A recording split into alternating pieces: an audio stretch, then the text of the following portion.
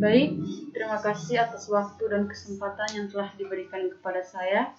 Salam sejahtera untuk kita semua. Perkenalkan, nama lengkap saya Patricia Moi, biasa disapa Riz. Di sini saya akan memaparkan materi kami. Judul yang kami ambil adalah Model Design Thinking pada Perancangan Aplikasi Mobile Learning. Teknologi yang sudah semakin maju di zaman sekarang ini, terlebih untuk telepon seluler. Pada saat ini, hampir setiap orang memiliki telepon seluler. Teknologi telepon seluler juga berkembang dari masa ke masa. Hingga sampai saat ini, telepon seluler sudah bisa digunakan untuk banyak hal, termasuk sebagai media pembelajaran. Media pembelajaran yang biasa digunakan melalui telepon seluler biasa disebut mobile learning. Mobile learning ini digunakan untuk menjangkau atau lebih memudahkan proses pembelajaran bagi para pelajar dan juga para pengajaran. Namun, dalam kenyataan, banyak aplikasi mobile learning yang sedikit digunakan dikarenakan tampilan dan fitur yang ada di dalam aplikasi mobile learning yang tidak menarik bagi pengguna. Untuk itu, kami merancang aplikasi mobile learning dengan menggunakan metode design thinking.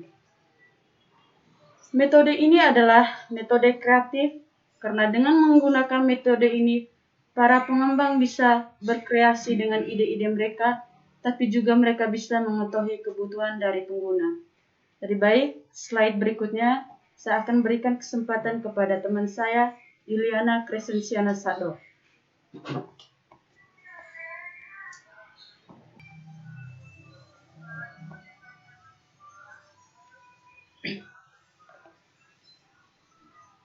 Pendahuluan. Perkembangan teknologi saat ini sudah semakin berkembang. Menurut Kementerian Komunikasi dan Informatika, pada Mei 2014, pengguna internet di Indonesia mencapai angka 82 juta orang. Pada tahun 2016 mencapai 132,7 juta orang dan pada tahun 2017 mencapai 143,26 juta orang. Pengguna internet di Indonesia yang paling banyak saat ini digunakan oleh mahasiswa yang mencapai 89,7%. Teknologi perangkat mobile saat ini sudah sedemikian cepat perkembangannya, sehingga pengguna perangkat mobile mencapai 63,1 juta orang atau 47,6% dari penduduk Indonesia. Perangkat mobile seperti telepon, smartphone, dan tablet PC dapat digunakan dalam mengakses media pembelajaran. Mobile learning yang merupakan pengembangan dari e-learning, perangkat mobile dapat dimanfaatkan dalam berbagai bidang kehidupan. Salah satu contohnya adalah pada bidang pendidikan, di mana jenis konten internet yang diakses di pendidikan mencapai 124,4 juta orang atau setara dengan 93,8%. Baik, kesempatan berikutnya saya berikan kepada teman saya Yuliana Monica Lee. Metodologi penelitian.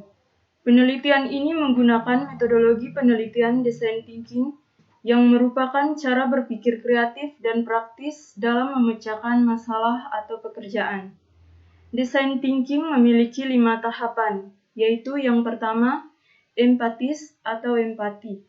Tahapan di mana kita mengamati apa yang dilakukan user dan cara mereka berinteraksi dengan lingkungannya, terlibat secara langsung, dapat membantu dalam mengungkapkan cara berpikir dan nilai-nilai yang mereka pegang. Setelah mengamati dan melibatkan diri dengan user, penting juga untuk merasakan langsung pengalaman dari user. Tahap yang kedua, define atau menentukan. Pada tahap ini, kita menentukan permasalahan yang berfokus pada user yang spesifik dan berdasarkan insight dan kebutuhan-kebutuhan user. Tahap yang ketiga, ideation, yaitu pada tahap ini kita mengeluarkan pendapat atau ide-ide yang dapat menjadi solusi terhadap permasalahan. Tahap yang keempat, prototype. Pada tahap ini, kita mengaplikasikan ide-ide yang sudah dikumpulkan ke dalam bentuk fisik, dapat berupa catatan yang ditempel di tembok, objek, atau bahkan storyboard. Tahap yang terakhir, tes atau uji coba.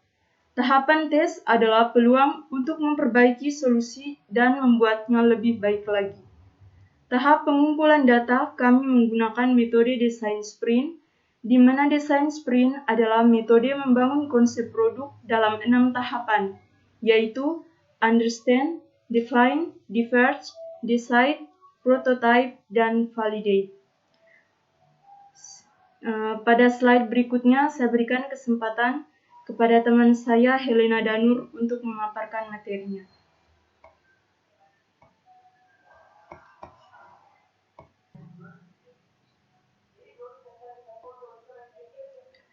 Hasil dan pembahasan. Memahami permasalahan. Berdasarkan diskusi, kami menemukan beberapa masalah utama yang ditemukan pada proses pembelajaran, yaitu tampilan aplikasi mobile learning yang sangat sulit untuk dimengerti, sehingga saat proses pembagian materi masih menggunakan flash, dapat memperlambat proses belajar mengajar karena harus dikopi satu persatu. Pemberian dan pengumpulan tugas yang masih dilakukan secara manual atau di print dapat memakan banyak biaya. Oleh karena itu, kami ingin menyelesaikan masalah di atas dengan membuat sebuah aplikasi mobile learning yang dapat bermanfaat. Tinjauan. Menurut tinjauan, kami sudah banyak aplikasi mobile learning, tapi masih sedikit yang menggunakan aplikasi tersebut, karena terdapat beberapa masalah atau kendala yang ditemukan. Wawancara. Kami melakukan wawancara kepada stakeholder kami, yaitu dosen dan mahasiswa, untuk mengetahui kendala dan masalah yang sering ditemukan dalam pemakaian aplikasi mobile learning, sehingga dapat menjadi acuan bagi kami untuk membuat aplikasi yang dapat bermanfaat. Kunjungan lapangan. Setelah melakukan kunjungan lapangan, kami dapat melihat proses pembelajaran yang dilakukan, di mana saat tidak ada dosen, beberapa mahasiswa hanya berdiam diri dan tidak belajar, karena tidak adanya materi yang diberikan atau tugas yang diberikan saat dosen berada di luar daerah.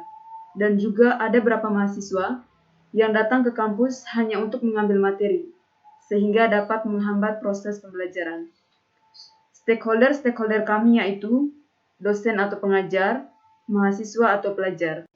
Pada kesempatan berikutnya, saya berikan kesempatan kepada Lucia Goo untuk memaparkan materi. Kesimpulan yang dapat diambil dari perancangan aplikasi mobile learning dengan menggunakan metode design thinking ini adalah, dengan adanya aplikasi mobile learning ini, kita tidak harus melakukan pengajaran secara konvensional yang harus tatap muka. Dengan adanya mobile learning, akses belajar mengajar dapat dilakukan dimanapun dan kapanpun, serta dengan adanya mobile learning ini, proses pengajaran dalam suatu perkuliahan dapat lebih efektif karena ada tidaknya dosen pada saat perkuliahan berlangsung. Materi ajar tetap dapat disampaikan kepada mahasiswa dengan fitur mengupload materi dan juga untuk mengunduh materi yang diajarkan. Fitur tugas untuk mengumpulkan tugas yang telah diberikan, serta fitur pesan yang digunakan untuk saling komunikasi antar kelompok maupun komunikasi langsung dengan dosen, sehingga waktu 1 semester untuk perkuliahan tersebut dapat digunakan semaksimal mungkin dengan adanya mobile learning.